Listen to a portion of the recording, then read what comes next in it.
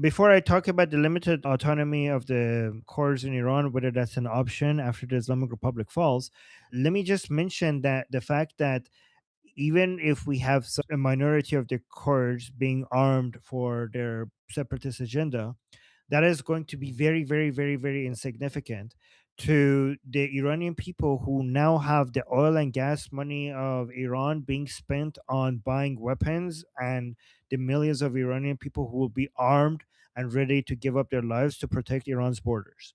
So the only reason why the small Kurdish separatist groups seem significant right now is because they're the only organized armed group inside Iran, other than the Baluchi separatist groups, maybe.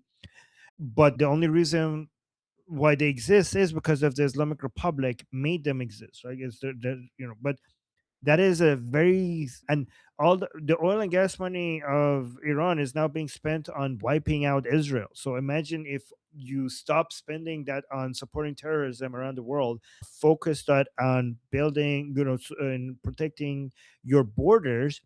That, I mean, these separatist groups do not have access to those resources. So that's going to be an impossible challenge for them to be able to basically take parts of Iran, given that that's what they're facing. When it comes to autonomy, um I do believe in decentralization of power to a certain extent. That's a good, I mean, it's possible in a secular democracy.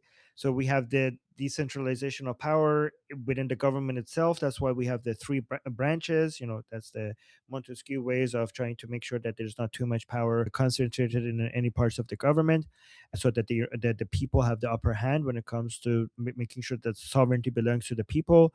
And we also have geographical decentralization that makes sense to make sure that there no tyrant could force anything upon the people.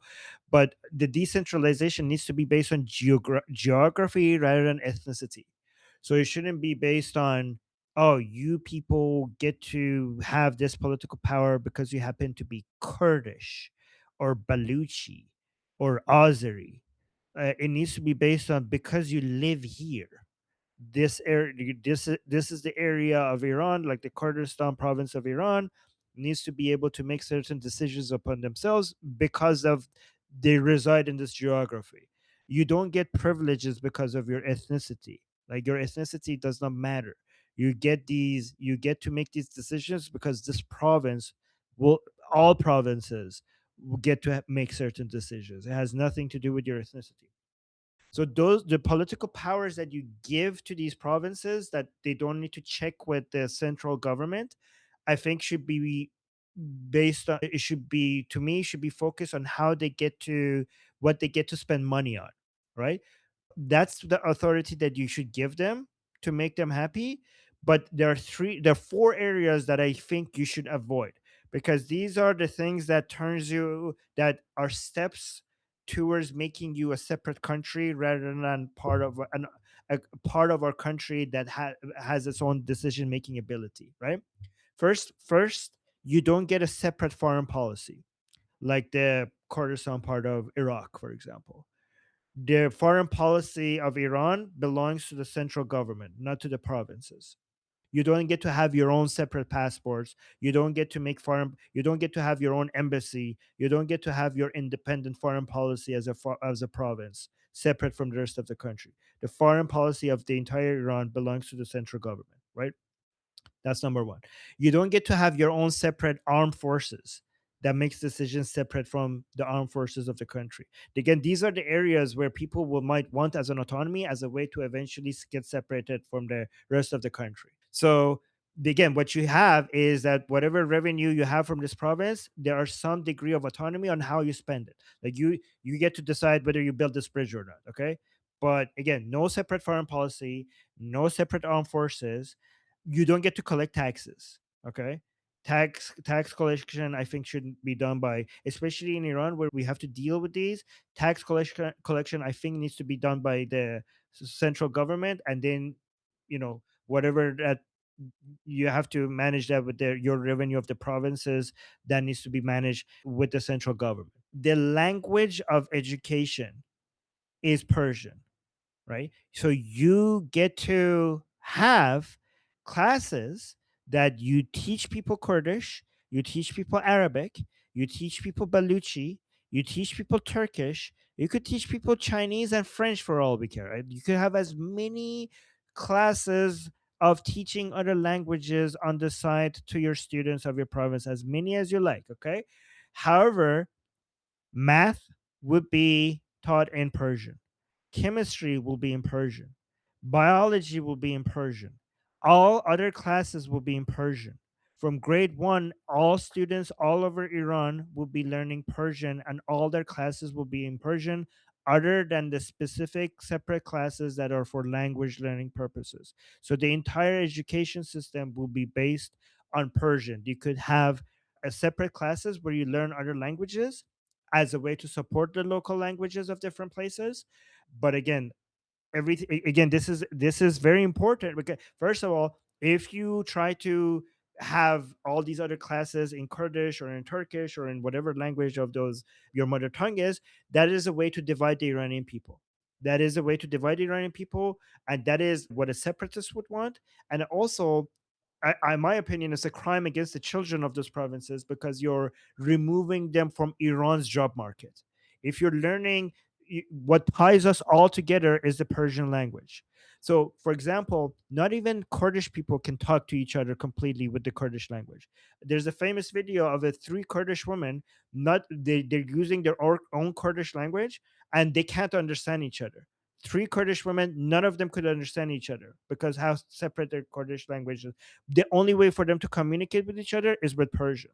So the Persian language connects all Iranians. So many different Iranian people speak other languages, but there's only one language that all Iranian people speak, and that's Persian. So it's a language that connects us. So you're not going to have the right to teach our children, the Iranian children, chemistry, math, biology, or anything else in any language other than the Persian language. So those are the areas that are a red line for us. Does that make sense, Richard?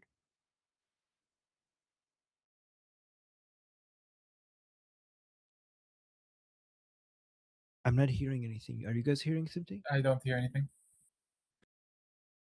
Sorry, I'm having Okay. issues with the mic. That was an excellent answer. I really appreciate it. Thank you, Armin. Thank you, thank you. By the way, guys, remember how bad this is for like a Kurdish child being born in Kurdistan, and then if you don't teach them everything in Persian, then everything they learn is in Kurdish. Like, how are they going to get a job in Khuzestan? How are they going to get a job in Tehran when they can't communicate with the rest of Iran? So you're basically making limiting them to the Kurdistan province when it comes to job availability for them. This is like this should be considered a crime against those children. But anyways, let's move on. People actually make very similar arguments about Franco supremacist culture in Quebec as it relates to the rest of Canada. It's had the same effect. Okay, next I have Shai. Yeah, so a follow-up question to that is, would you support, let's say, a Kurdistan in Iraq and or Turkey, but not in Iran? Would you care even? Doesn't is it as this even an issue that matters?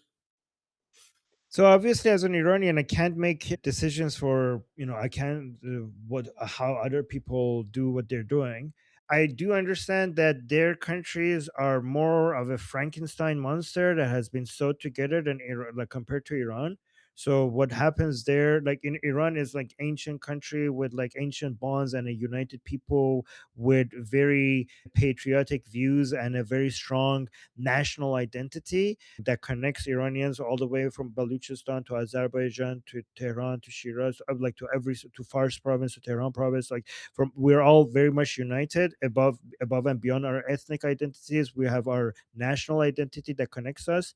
Obviously, it's not like that as much in Iraq or Syria. So what happens there is not as I think it can't be compared to what works inside Iran. However, I do also have to mention that if these separatist groups in these countries are successful, it is going to give motivation to the separatist groups inside Iran. So it is going to cause us some problem, but I don't think I'm in a position to, as an Iranian, to go tell Iraqis what's best for them. This is a thing that they have to figure out. I do understand how difficult it is to hold these countries together, given that there's not that much of a national identity that unites them. I don't want to offend like the patriotic Iraqi people or patriotic Syrian people who do genuinely believe in their national identity. And for their sake, I hope they're successful.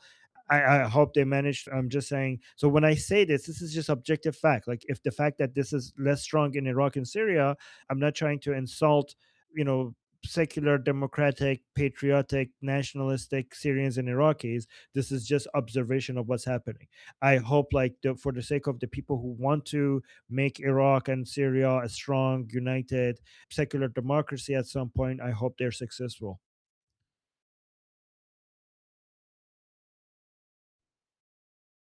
I had a question really quickly because we have another question for after the recording. What alternatives are there to like giving Iranian guns in street-to-street fighting to get rid of the end of the Islamic Republic? Are there other ways? What alternatives are there to then giving the Iranian people? What do you mean? Like, as in, are there any You other said way, before, like any other ways? Yeah. yeah, you said before Okay. that if we give everyone guns, we're not gonna know who's who. We're gonna have terrible Right. Right. bloodshed. Okay. So what else can? So the alternative that the best alternative to the Iranian people being armed themselves and fighting against the last remaining forces of the Islamic Republic would be for the Artesh and some members of IRGC to defect. Princess of Pahlavi's focus has been on trying to get the armed forces from the Islamic Republic to just join the people and use their guns to protect the people. That would be a lot less messy. It will be a lot more organized. Hopefully, if you have like the entire, you know, different units with their own commanders managing this, and because they're trained, they have a uniform that could be identified as armed forces that have joined the people. They have their own command structure. So that's what we call the 0 hour revolution, when people come out and certain people from the armed forces come out and either claim neutrality or join the revolution by pledging loyalty to the leader of the revolution, and that would be Princess of Pahlavi. So that would be the most ideal outcome. I'm not saying that's what's going to happen, but if that happens, things will go a lot smoother than just having civil war in the streets.